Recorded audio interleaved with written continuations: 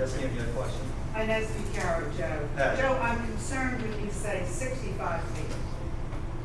That's tall.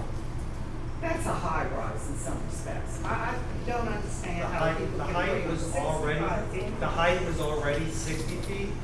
The height was 60 So feet. you're gonna add more?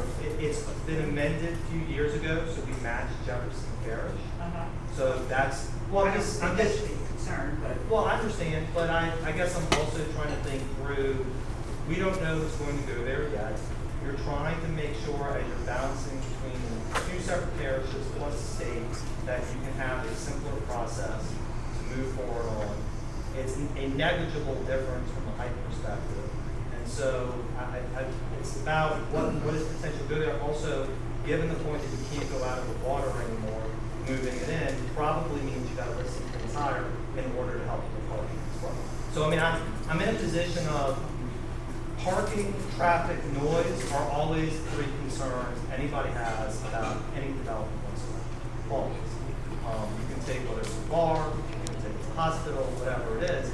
If you limit the height too much further, then you run the risk of congesting things more than that. I came in a little late too, and when you're talking about building these units, how many units are there? And how many people? And what is? There's not going to be any housing. What is it going to be? I don't know yet, but I've said literally 7 times that other than boathouses, there will be no I housing. was like, that's Yeah, I understand, but I just want to make sure, I mean, again, there will be, this is, again, what is permitted here right now. So if somebody between now and the time I change this law, literally, wanted to come in and put a multi-family home here, they want to build doubles, they want to build 3-plex or 4-plex, by law, they would be allowed to do that. Because of the concern about housing, whether big, small, in the middle, I want to remove all of the housing requirements except for the boats. And concerning the boathouses, I've lived here long enough and played in enough boathouses as a kid. That we also get called to fit some of the bigger boats in. No objection to that at all. Is that going to be part of the height requirement if people can go over that 65? No, they can't go to 65. I mean, they can apply for a variance, Right. but by law, they will be limited to 65. Yes, sir, then Bridget, then go. So, Right. and Correct. so one I'm not actually. What? My name is Claire, I'm the land use director. That's like having a commercial entity on the bottom and then like housing on top. So like a traditional, I don't know. Could you repeat the question, please? So the question is, what is a dwelling above the ground floor? And what Claire's saying is like, for example, the best example I can give is on Canal Street. They talked about trying to revitalize Canal Street by having essentially either higher end condos or short-term rentals on top of those, and then having retail below. So it eliminates the idea that you would have a short-term rental, a condo on top of a restaurant, an Apple store. Because that's inherently evil. Well, no, but it's eliminating. My concern is that there has been a narrative that this is a housing in some form or I fashion. get it, but the pendulum doesn't mean necessarily swing fairly far because we have a bad habit. I understand that, but I'm also not convinced that the squeeze is worth the juice, because adding 2 to 3 units per thing that's out there, is that worth having a fight? I'm trying to be, I mean, in this instance, I'm trying to be pragmatic, and I don't think you're gonna build that much more housing on top of what's already there. So number one, in my view, in this area, you have a bunch of condos already. That's number one. Number two, as you point out, 2.3 acres, and if everything's primarily gonna be retail or recreational, you're building 8, 10, 12 units. I mean, No, I certainly understand your point. I That's just don't want to handcuff the Giarrusso Management Corporation if a developer comes in and says this is the way it should work, and we have to go back and sorry, last year because of a bad narrative, we restricted you, where something may have worked one way and would give you a hard time. and I've had this conversation at length with New Orleans Building Corporation, which said, you know, you may potentially scare off some developers because they may say, well, pencil out, we want a couple more units. That's my And- concern. Right, and at this point, there's plenty of places where you can't do it anyway, and for years and years and years, we had all these places that didn't have housing, specifically along that point. So, as a practical matter, this is what the law allows now because of all the zoning changes. I appreciate your point. Yeah. Yes, sir, and then Bridget. Oh, yes, sir, and then Bridget. My question along the line of standard is that a 2 or 3 story restaurant would bring in much more traffic than a 1-story restaurant and 2 stories of condos. You would have a more defined population ingress egress.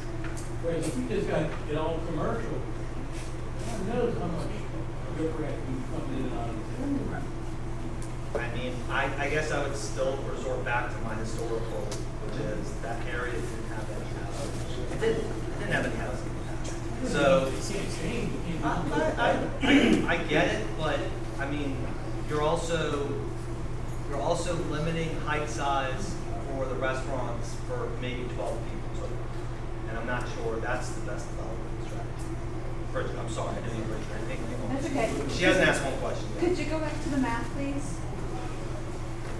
So my understanding is that the state has already told them that they're not renewing the leases on that side. So if they're not renewing the leases. On what side?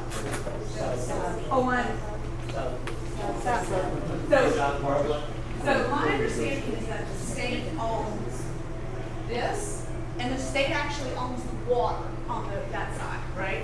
So technically they could stop it.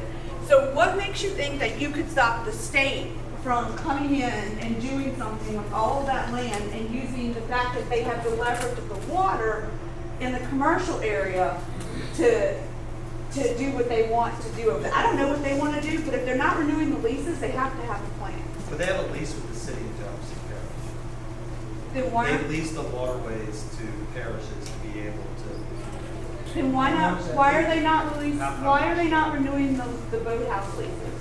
I can't answer that. I don't know. I do not. It's a levy board. Levy board.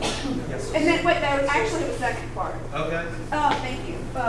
I had asked the Municipal Harbor Yacht Club to get an opinion from the Attorney General's office because any board can ask for an opinion that I think would be more unbiased than something that's paid for from some opinion. And I can't seem to get them to at least put it on the agenda to request an opinion from the Attorney General's office about what could and couldn't be done out here.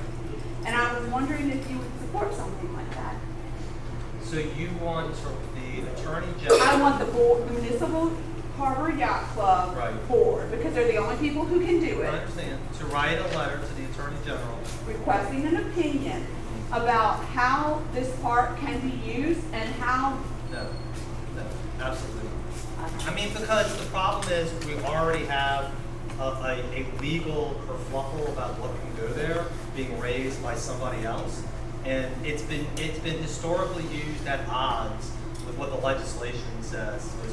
Legislation says amusement, and restaurants were there for like 100 people.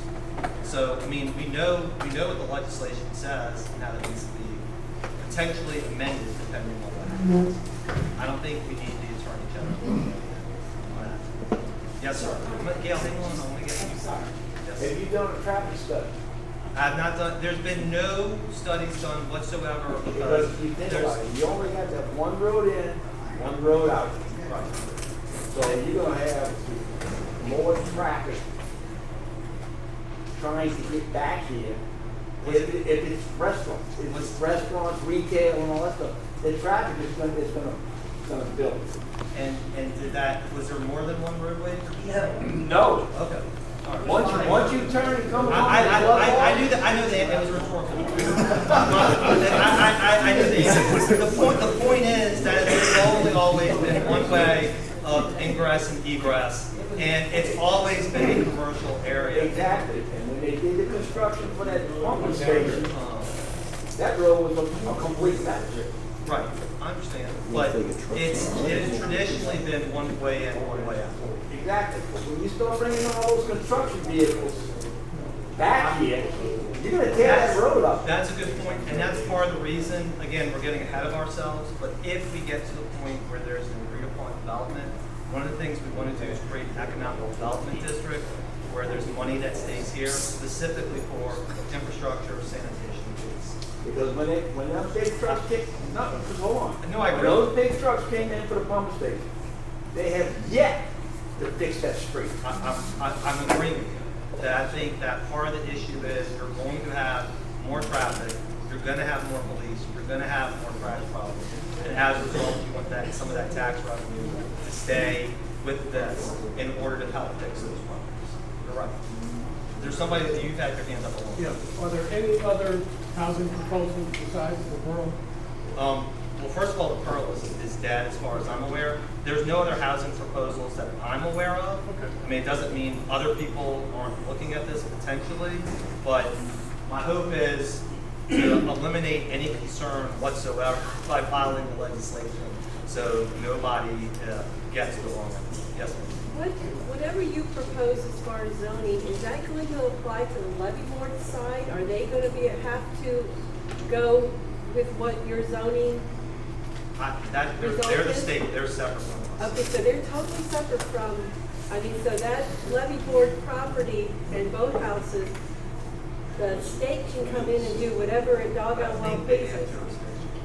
I'll find out the answer to that. I think, and this is again wearing my lawyer hat, which is a dangerous proposition, is state law is greater than city law, and since it's on state property, I would assume, but there may be some agreement between the city and the levy board, or because it's within the jurisdictional limits of the city that they have control. So why don't we get Carrie and see if we can figure out the answer. These are always like, the banks of the bayou is the most complicated legal problem I've ever seen, ever. All right, now I'm gonna come back to the second one. Joe, I've attended 2 meetings with Mr. Giarrusso, whatever their title is. Previous meeting, I asked if any of the board members actually live in this neighborhood.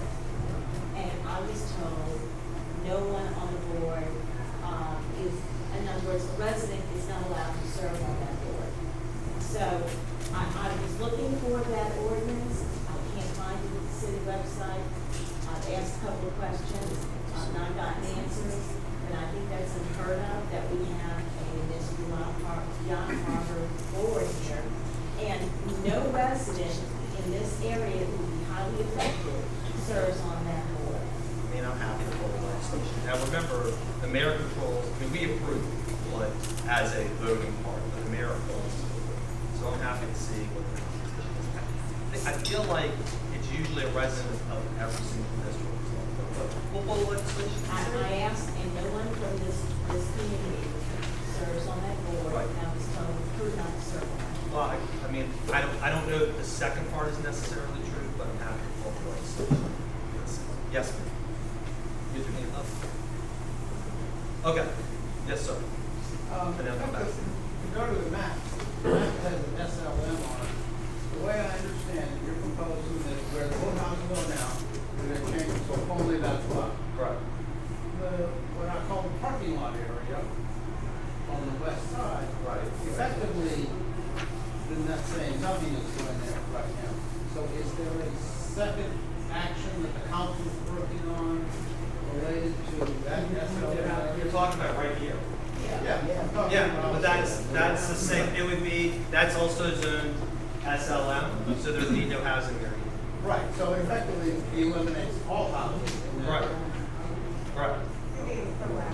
Yeah, I mean, exactly. I mean, I understand sort of like the, hey, 2023 is different than 2003, and that 20 years later, but again, I've lived the Pearl issue, I've lived other housing issues here, and just to remove any doubt in anybody's mind, and also to remove anybody thinking that there is a preconceived notion, particularly when it comes to housing, then just to eliminate it. It makes it really existing, particularly when it needs so well. Stay.